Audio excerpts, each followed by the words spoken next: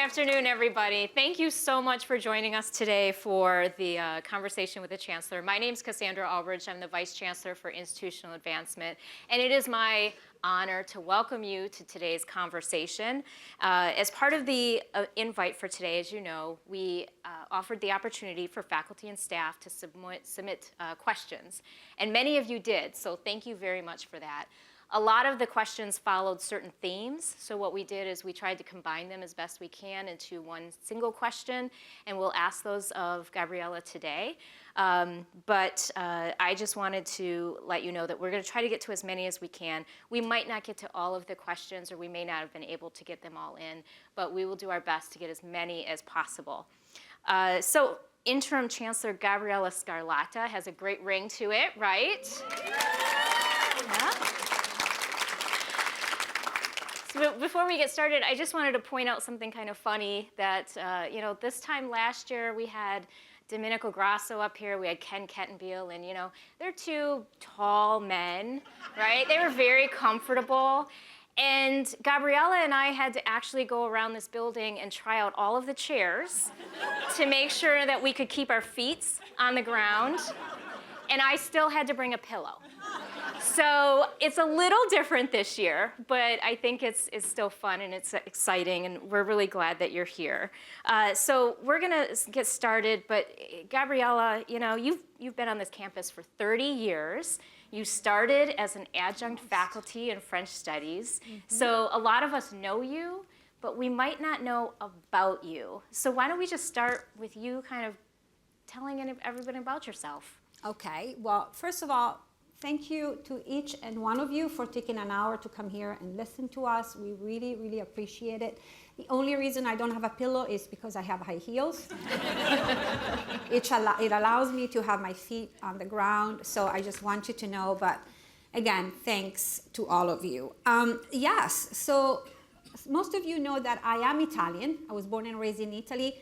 However, I loved French. I come from a bilingual region, and we learn French when we are in kindergarten, and therefore I learned French. And for my undergrad and my master, I went to France, and that's where I, learned French literature. When I came to Detroit, in the Detroit area, I went to Wayne State, and that's where I got my PhD. And so I am in French studies, not in Italian studies. So that's one thing that I always hear. But you're Italian, why are you teaching French? Well, so I was at Wayne State, and I was teaching the last years of my PhD. I was teaching a course at Oakland, Wayne, and here, and then Ann Arbor, here, and Wayne. So I was really adjuncting a lot. We didn't have the lecture union back then. So I started in 1996 as an adjunct, and then in 1998, a position opened, a tenure track position opened, and that's when I was hired tenure track, then associate professor, and then I became co-chair with the great Paul Hughes, a professor in philosophy, of the humanities department when we were this big department. We split, and then I became chair of language, culture, and communication. It is now language, culture, and the arts. So you see, the humanities have a way of evolving, I think, in great ways.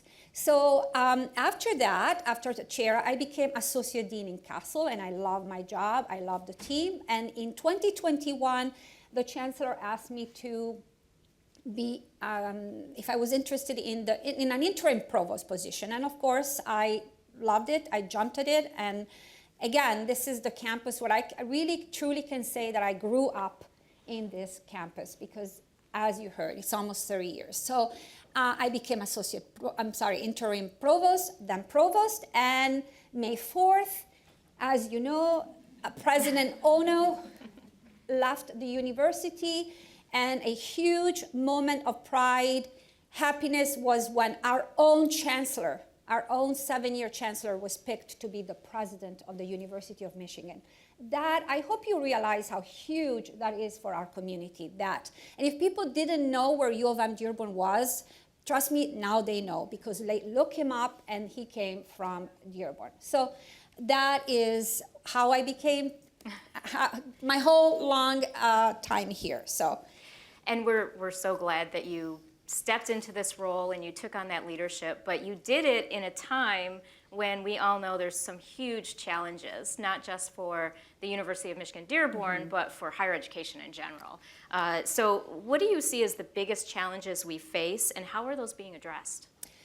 That is a great question, and yes. So I like to divide it into buckets. What we can control, we'll talk about that, and I think we're doing very well, and what we cannot control. What can we not control, of course, is this almost daily new guidelines and policies that are coming that are affecting faculty research, that are affecting international students and other areas of what we do, and this sort of real assault on higher education. And what the other thing is enrollment, right? Both domestic and international. We'll talk about international students. Those are challenges for us. They've always been challenges, and they continue. And then also the state budget. As of now, September 23rd, the state has not voted on a budget, and we're waiting. And so the deadline is looming, but these are challenges that are affecting our day-to-day operations. So those are some pretty big umbrellas. So let's take them one at a time and kind of break it down a little bit. And let's start with enrollment. So the census data came out this morning. You may have seen the story in today's Reporter. There's some really good news there and some that need some attention. So let's start with the good news. What's the good news about enrollment? There are good news. And we are up 2% in first-year students right across. This is the second highest year of the history of a university, so that's great. Our full-time FTE is up 1%. That's also very good because it speaks to our financial security, our health. And the best news is that our 6-year graduation rate is up 3%, so we're up to 60% now, and that is really very good news. Yes.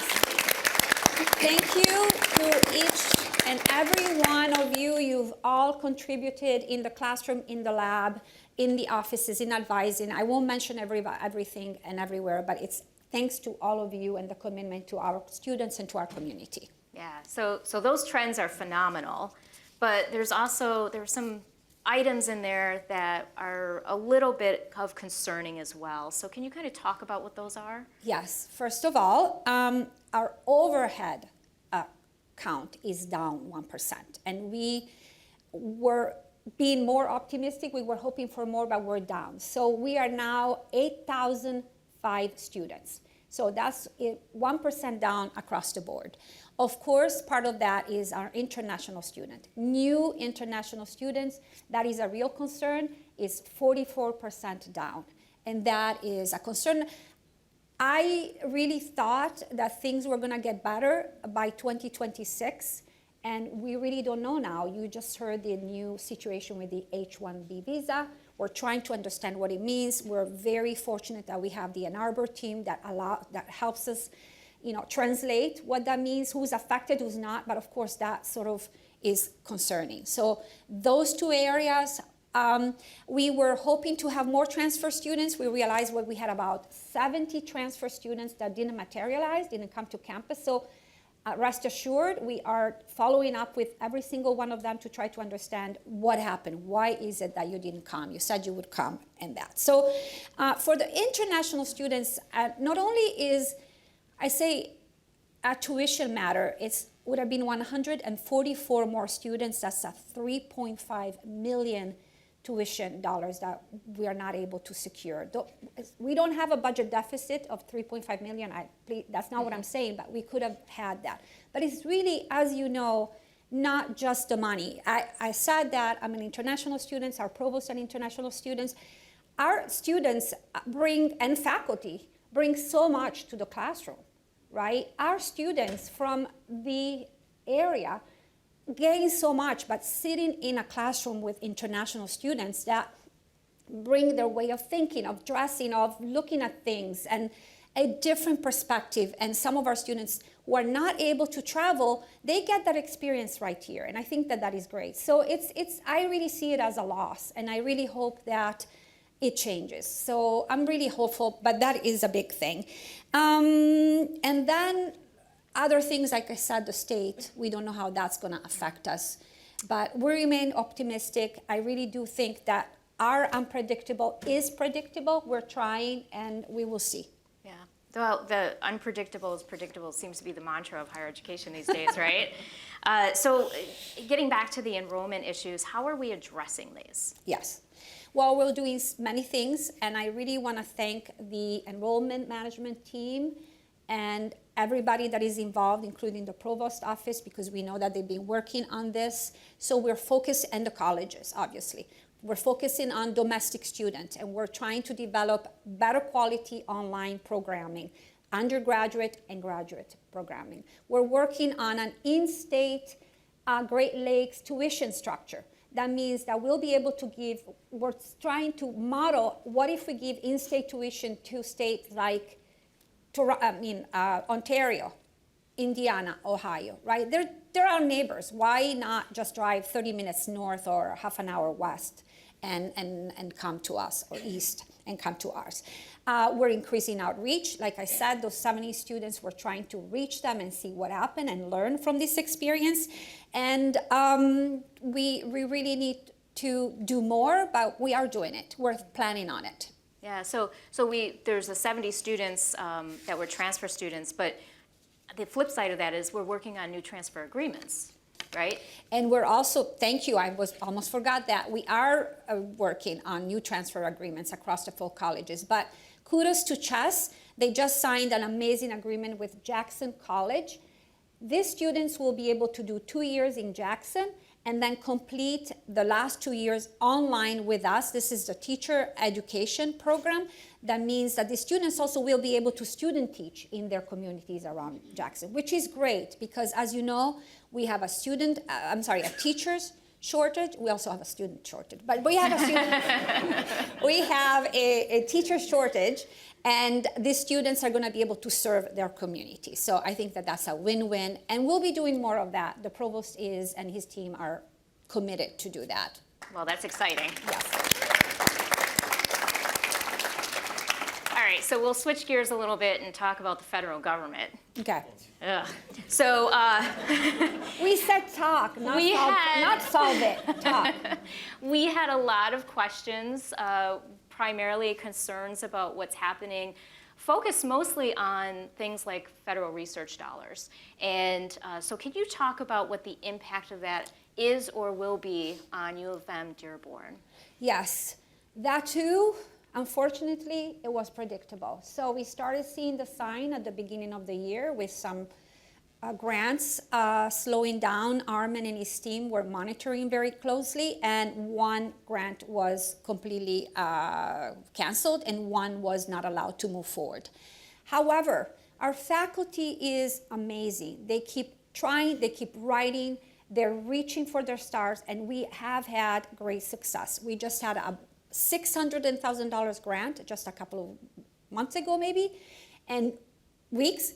And one just this weekend, I had a wonderful email telling me that one of our faculty members in that size secured a $1 million grant.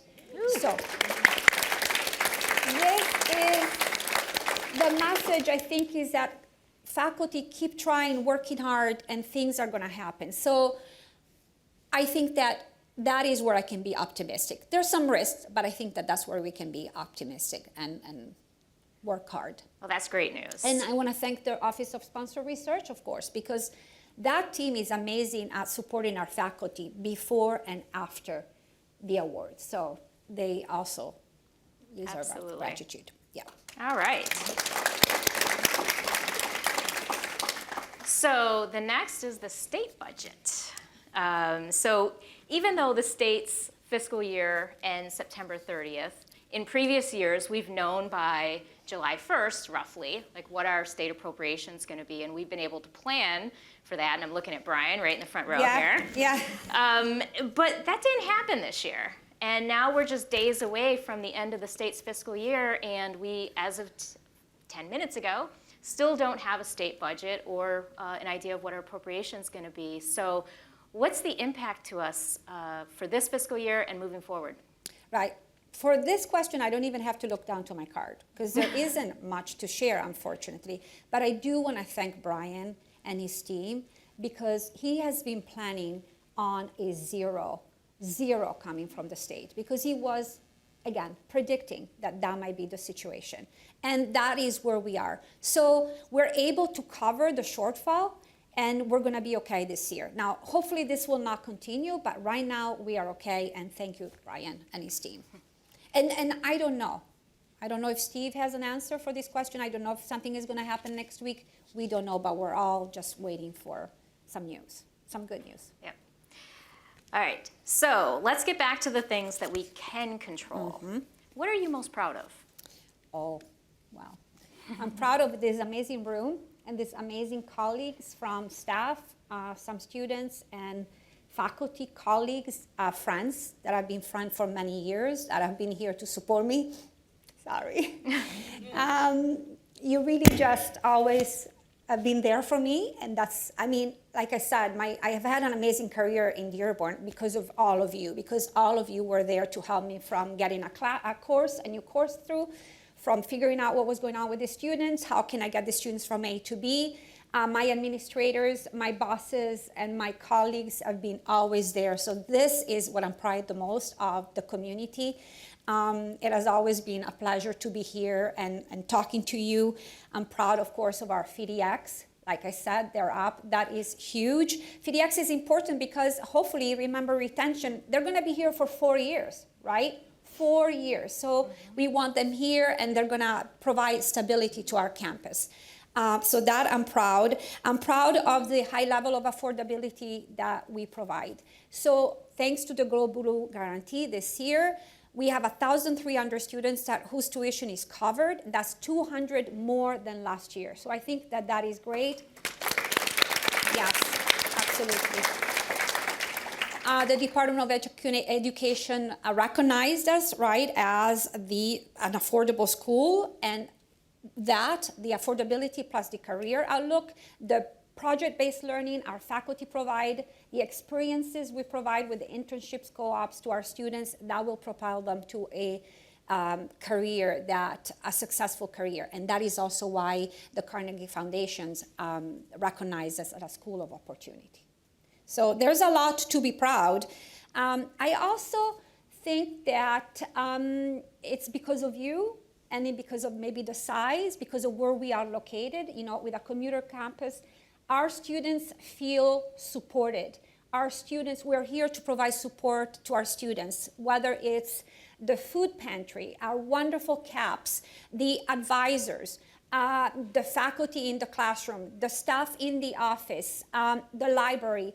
I love the way we help our students succeed and grow from the first to the fourth year. I think that that is very important. Our student population need support. As you know, Pell Grants, and as you know, about 50% is for first gen, and that is important.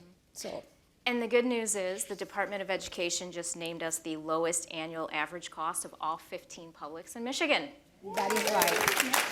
Thank you.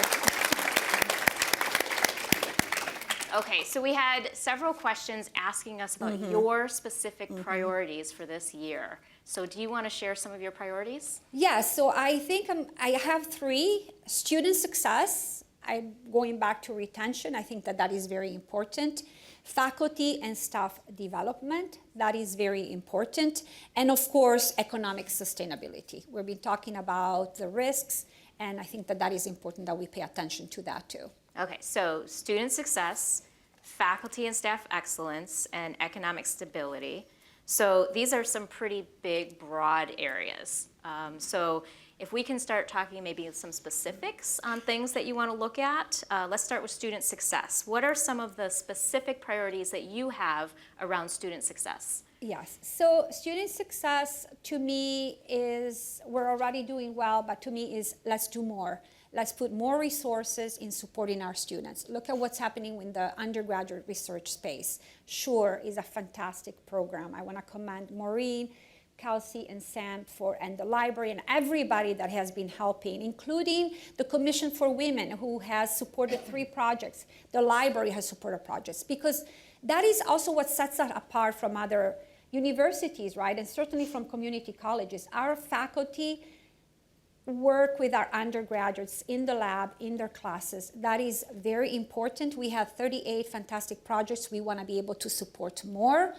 I think it's also, I hope you came from the entrance of the RUC. This is the building where we welcome students. This is the building where we welcome families. Facility, I mean, paying attention to our facilities is very important. From renovating, doing work, and making sure that our students come here, love to stay here. We know we are a commuter campus, but still we want to give them that great experience. Implementing the grants, the 3 grants that the provost office secured last year, 3 grants, all again, supporting our students. And I want to thank again Maureen, Joan, Amy, Melissa, and Carrie. They helped secure these grants. They're about $700,000 that are going straight to supporting our students. So that is important. And we have a looming deadline of accessibility, end of April. So let us get there. And I think that is important. It will help our students. Yeah, I know a lot of people are working on that digital accessibility. Yes, it's a lot of work. So. A lot of work. Faculty with their Canvas sites, their material, and staff also with what we publish, what we have information-wise. Absolutely. So you also mentioned faculty and staff development. What are some specific areas there? Yes. So we want to make sure that our faculty feel supported. And obviously, we want to increase that funding as well. And staff too, right? Professional development opportunities for both groups. As you know, we were named a R2 university. That comes with responsibility, but huge opportunities. So we're going to continue to work on those opportunities, working with the provost office to prioritize their priorities, because those priorities are faculty and student focused. Right, so that is very important, from Dean Finley's team to all of the other teams, including the deans, obviously. And also, I'm very happy to announce that we'll be able to increase the staff tuition program. And so that is also very good news. That's great. Talk about that. So we'll be, I'm sure we'll be hearing more about that in the next few weeks, if you have right? any question, please reach out to HR. Okay. I say that a lot these days. When in doubt. When in doubt. So that leads us to Brian Dady's favorite topic. Yeah. No. Which is the economic sustainability. So Yes. given the climate that we're in, what are you doing, or are you going to do to make sure the university continues to have a healthy bottom line? Yes. So I think that there are several ways that we can move towards, and also many things that we can do. First of all, you know, we're going to relocate both colleges. Chess is going to move next year, and COB will move by fall 27. So Fairlane Center is going to be closed. So that's going to allow us to make some significant savings. And it would be great to have all students and faculty and staff on our campus. It'll bring a lot of vibrancy.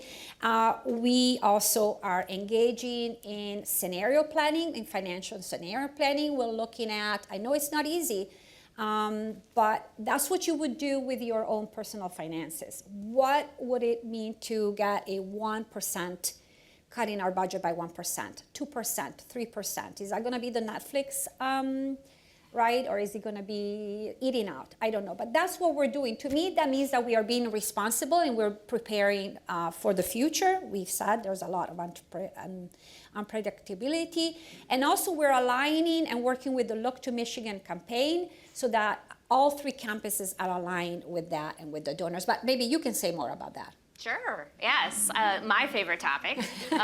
We did, as you remember, on May 1st, 3 days before the changes, yes.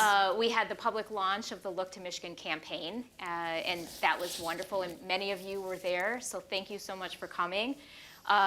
We have embarked on the most ambitious campaign yet for the university, so we have a $60 million goal, and I'm happy to announce that we are over 50% of our goal already, so we're over $30 million.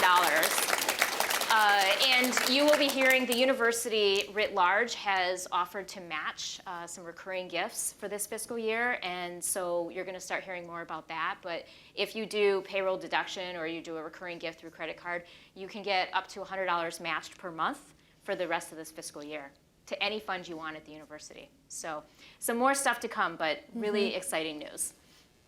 That is great. Yeah, so did you have another? What about enrollment growth? What are we doing around there to help with the bottom line? Are there certain things we're doing?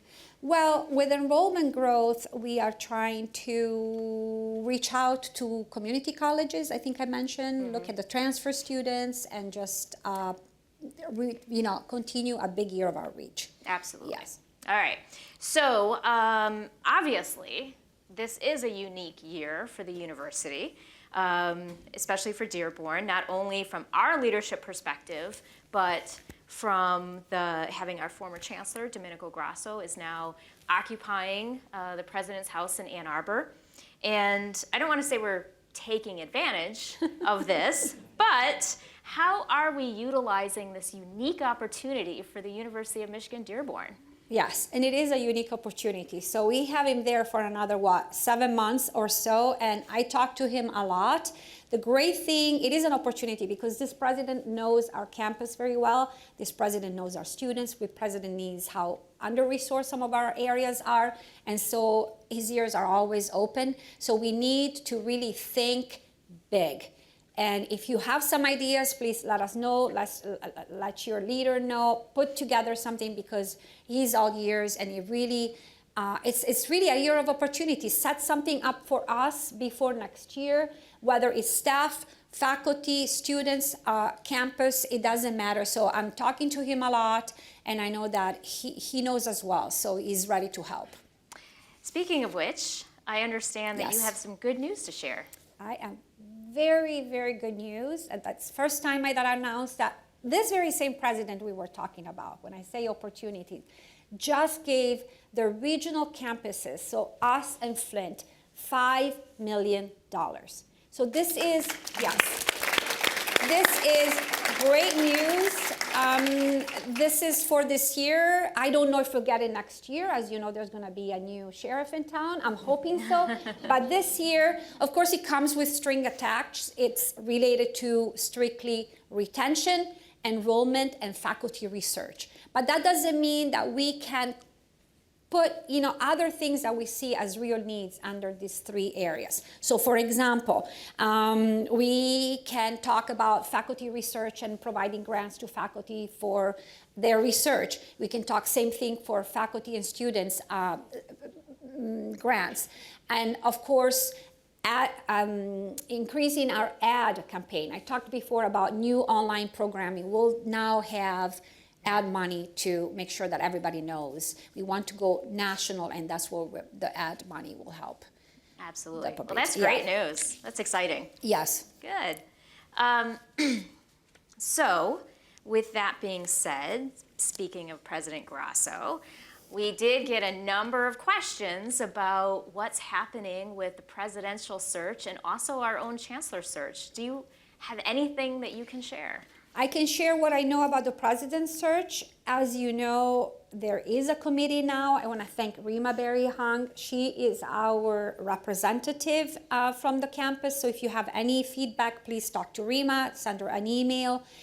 They have fora, so they just had a forum for the Dearborn community. They're very interested in knowing what we think and what we want. Now, the presidential search is run by the regents. So the regents are the one that put together the committee. The regents are the one that are going to manage and administrate the search. It's not the president's office, the provost's office, or certainly, So that's where we can. But I also was interviewed by the search firm about 2 months ago, and they asked me what I thought a good president would be, and I had a lot to share. Thick skin, somebody who does not hide, somebody that is out there, somebody who is here to protect our communities, somebody who's willing to come to our campus and talk to faculty, talk to students, talk to staff on a semester basis or at least once a year, and somebody who is able to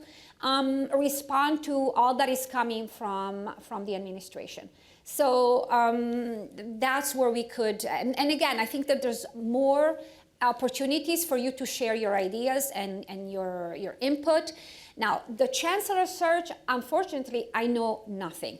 And my sense is that they're going to wait a little bit to either identify a president. I really don't know, but we don't know much about the chancellor search. So they've said already that the regents have said that they like to identify the new president by the end of December and announce it in January and have them in place in July. So they're in a hurry there, but I don't know how feasible that is. But that's what I know and that's what I can share. Well, that's a really ambitious goal. Yes, it is. So that actually segues to another question that was submitted, and that's many faculty and staff, as part of this leadership transition, took on interim roles.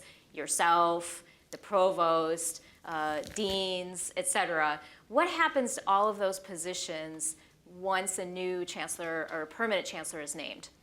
Well, great question. And I, again, want to thank everybody who stepped up into new roles, but also those who are supporting those who stepped up into new roles, because we know that the support needs to be there. All of a sudden you have a new boss that you really, so I think that all of a sudden, I mean, from one day to the other, right? So I think it is huge. Oh, by the way, I'm very lucky because I have the same boss. Right. The only one, same person.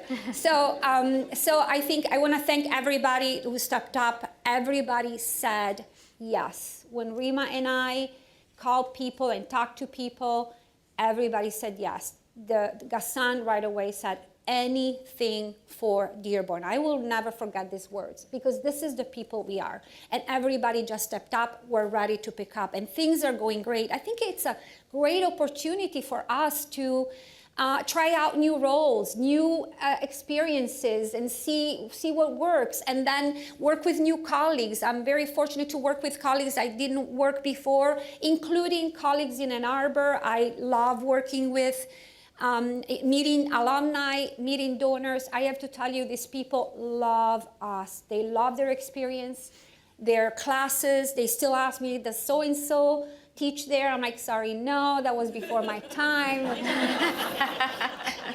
So they love us and they're very generous with us. So, and at the end, next year, I think everybody will have their job. So they'll go back, but I think that, again, because of this opportunity, they might look at their task differently, their roles differently, things will change, and things will get better. Yeah, I think you're absolutely right about that. So thank you for that. So we do have time for a few more questions, so I'm going to go on with a few more. So here's one that was submitted. How does the university plan to support teaching in the age of AI? Oh, that is a tough question because I've been hearing faculty talk about that. It's a very delicate question. And as you know, starting this semester, the syllabus has a paragraph that speaks to AI. This allows faculty to basically define their own policy. The syllabus says you have to have a policy. What is it? So that your students know. So I know it's very hard for faculty, but it's very, very confusing for students because the students might come in my class and this is my policy. And then they go to Marie's class and that is a different policy. And Susanna, and that is a different policy. And the students say, well, that professor does that. What about that other professor, right? So we really need to be clear from the beginning with our students. This is what you can do. And this is what you can't. So of course, if you're teaching a humanities class, a writing class, a class where we need to develop our students critical skills, writing skills, AI might be off limit, right? It really depends. But if you are in CIS, well, we're teaching our students to use AI on a regular basis. No matter what, our students need to know what AI is in all of our different fields, including French studies. Right? Because once they do get that job, they're going to use AI. Nobody is not going to use it, right? I guarantee you. I know I have 3 kids, and they all have to learn to use AI. So that is very hard, but please rely on the hub. So this is what I would say talk with your discipline. I know in an MCL, I have to thank my colleague Sophia. She is the liaison with the hub. She's learned everything about AI and foreign languages. She brings it back to us and we talk about it. Talk to your chair, talk to your department, create these communities to see how to deal with that. Hey, what's going on in your class? What are your students doing? I think that we can be each other's best supporters. That's one thing. And then there's the hub. They started last year having amazing panels, student panels, faculty panels, speakers. So I think that we have resources, and reach out to Carla and to her team if you have other doubts. You're a faculty member. Are you comfortable sharing what your philosophy is in your classroom? Yes. So my classroom is, please use AI for research. Because I think that if we're talking about World War I in France and General Pétain, I know it's but it's there, it's in the books, so I have to teach it. Please go and find out something about him. What did he do that was bad for France? Why did he do that? That is Google or AI. There's no way they're gonna read through dozens of French articles. So that they're allowed to do that. When you are coming though and you're putting it in writing, that's just you. You need to synthesize. That needs to be your French. It needs to be your ideas, and that's right. So this is what I do in my class. That's great to know. Not the same that somebody else might do, right? You might not like my approach, but something different will work with yours. Yeah, absolutely. All right, so another submitted question. I'm going to ask the question, and then I'm going to give a little bit of context because some folks may not understand the background of why we are asking this question. So the question is, are we working to gain control of determining who meets in-state residency criteria? Now, here's the background to this. So we are currently required to follow Ann Arbor's definition of what in-state residency means. And Ann Arbor has a different definition, which often means that students who might travel or study somewhere outside of the state of Michigan the summer before they come into the university are deemed out of state, even if they graduated from a high school in the state of Michigan. So that's how Ann Arbor handles it, and that might work for them.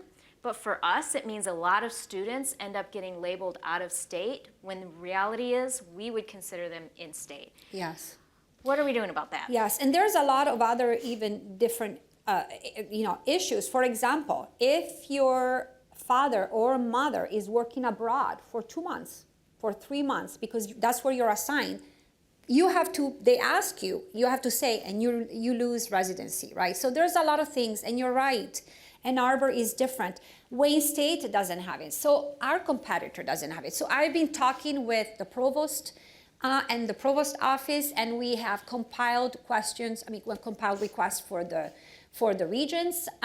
We put together this. So we are talking about that. I don't know how quickly it will be resolved, but I think to our counts about what, 700 students, Melissa, we lost because of that. It's not like we are saying, no, you cannot come. Oh, hold on, we need this more piece of paper and we need this. Which students might have other opportunities? They might go to Wayne State, right? They might say, oh, they're not asking me that and they're giving me a scholarship. So we're working on that. That's and great. That hopefully will get us more students too. Excellent. All right, finally, what can we as faculty and staff do to ensure that U of M-Dearborn continues to thrive? That is a very good question, and I think we all can contribute. I don't know if you like Voltaire, and if you don't, I am sorry, I apologize. 18th century, our philosopher likes him. 18th century philosopher that wrote a book, Candide, and in Candide, he wrote, il faut cultiver son propre jardin. You must cultivate your own garden. We must do what we can, the best we can, for our own little area, whether it's at home, whether it's in our office, whether it's with our colleagues. If we all do the best, right, then everything will work. Everything will come together. If you let your weeds take over your garden, those weeds will take over your neighbor's garden. I'm sorry, I'm simplifying, oversimplifying. That's what I do with my students for them to understand. But that's what it is, right? That we all have a role. We all contribute to make our students welcome here. hey, sometimes we can't give them all great grades, right? It is what it is. But how about other things, right? Make them feel welcome, make them feel there's other classes you can take, you know that. I think that is very important. We need to be each other's supporters. Make sure that we support each other, make sure that we brag about each other. Please nominate a staff member, a colleague for the Chancellor's Award. Nominate faculty for the Provost Awards. We have several. Just let's brag about each other. Let's talk to each other. Hey, like I said, going back to AI, how are you dealing with this issue in your class? Let's ask each other. How about we pick up the phone or we send an email and say, hey, you're new. Would you like to go for a walk, a cup of coffee? And doing the same with our colleagues in Ann Arbor and in Flint. We really are a big community. Just because they're 30 minutes away, how are they dealing with their issues? So, and today there are faces I don't know. Please make sure that I get to know your name and who you are. And if you are in a hurry, send me an email. But you know, let's help each other. We all need help. I love that. I think we need to applaud that.